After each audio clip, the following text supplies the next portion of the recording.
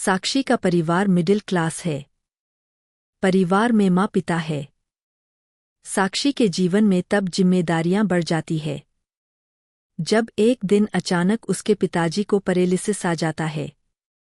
साक्षी पर अब उसके छोटे भाई और एक छोटी बहन के साथ पिता के इलाज और घर चलाने का बोझ आ गया है। साक्षी ग्रेजुएट है, वो अब नौकरी करके सारे घर की जिम्मेदारी अच्छे से संभाल रही है। उसे अब अपनी फैमिली के अलावा कुछ नहीं दिखाई दे रहा है। पिता और माँ को साक्षी पर गर्व है। साक्षी ने इस दौरान कई अच्छे रिश्ते को मना कर दिया। इसमें से कुछ उनके रिश्तेदार ने बताए थे, इसलिए रिश्तेदार अब साक्षी से थोड़ा जलने लगे। साक्षी को एक लड़का रचित कुछ दिनों से फॉलो कर रहा होता है। लड़के को साक्षी अवॉइड करती है, लेकिन उस लड़के रचित का रिश्ता लेकर उसकी माँ उनके घर आती है। वो लड़का अच्छी पैसे वाली फैमिली से था। साक्षी को अब अपने माँ और पिता का बहुत ज्यादा प्रेशर होता है। इस वजह से वो काफी मनाने के बाद मान जाती है, लेकिन वो एक शर्त रखती है कि वो अपने घर को संभालेगी और नौकरी नहीं छोड़ेगी। लड़के की माँ यह मान जाती है। शादी होती है। शादी के लिए वो खुश है। शादी के पहले वो लड़के से मिलकर बात करना चाहती है, लेकिन लड़के की तरफ से कोई पहल नहीं होती तो वो भी कुछ नहीं करती। जल्दी में शादी करवा दी जाती है। रचित शादी के दिन ही कई दिनों बाद उसे दिखाई दिया है। बहुत नर्वस लग रहा है। वो जिससे पीछे पड़ा था शादी उसी से हो रही है, लेकिन फिर भी उसके चेहरे पर खुशी नहीं है। साक्षी को बात अजीब लगती है। उसको अंदेशा हो जाता ही कि कुछ गड़बड़ है।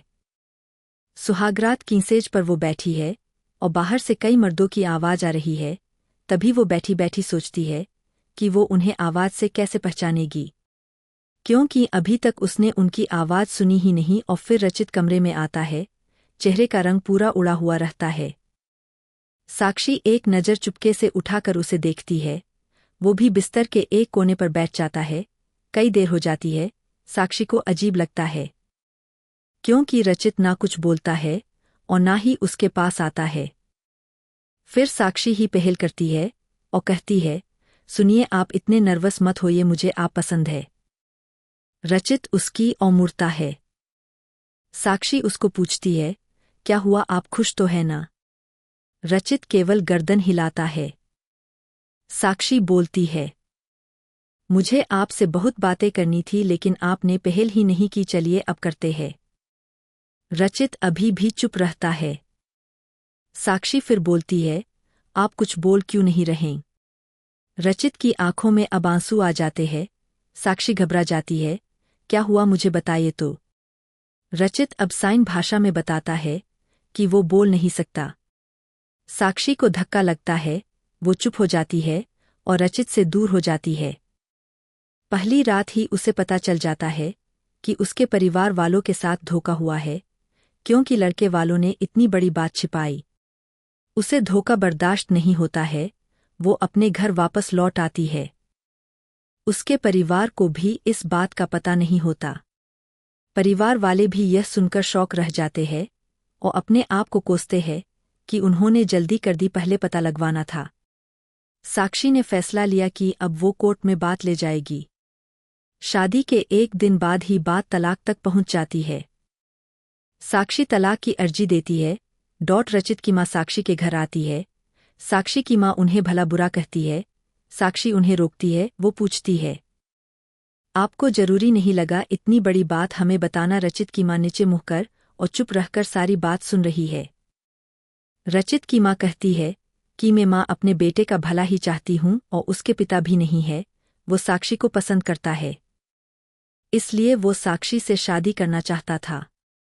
मैंने हिम्मत की बोलने की, मगर मैं कर नहीं पाई। फिर मुझे डर भी लगा, क्योंकि पहली बार उसने कुछ करने को कहा। उसने तो मुझे बोला था कि तुम्हें सब बता दूँ, और मैं चाहती भी थी लेकिन नहीं कर पाई।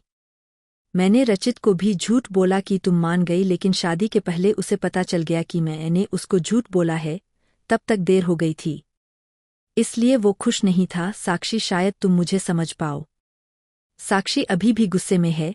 वो बोलती है कि मुझे रचित के ना बोलने से कोई प्रॉब्लम नहीं है, गुस्सा इस बात का है कि आपने धोखा दिया, झूठ बोला और वो मुझे बर्दाश्त नहीं। तलाक की अर्जी के बाद रिश्तेदार तो साक्षी और उसके परिवार की इस हालत पर खुश है। वही तलाक में अभी कुछ महीने का समय है। साक्षी अब अपने घर पर पहले की जीवन शैली पर लौट आती है। वो जॉब पर जाती है और कुछ दिनों बाद फिर रचित उसे दिखाई देता है। दूर से ही बस अब वो साक्षी को देखता है। साक्षी के ऑफिस के बाहर वो लगातार आता है। 15 दिनों तक साक्षी उसे अवॉइड करती है।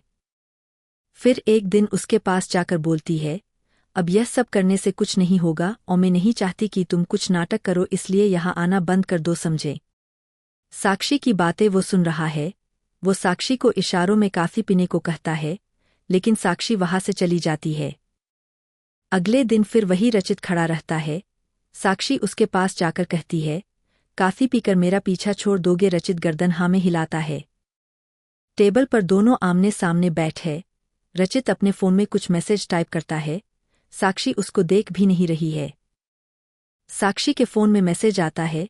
रचित का लिखा होता है, sorry but I really love you so much. कोई भी बोलने वाला तुम्हें मुझसे ज्यादा प्यार नहीं कर सकता। और बात तो झूठी भी कोई सकता है, लेकिन आंखें हमेशा सच बोलती है।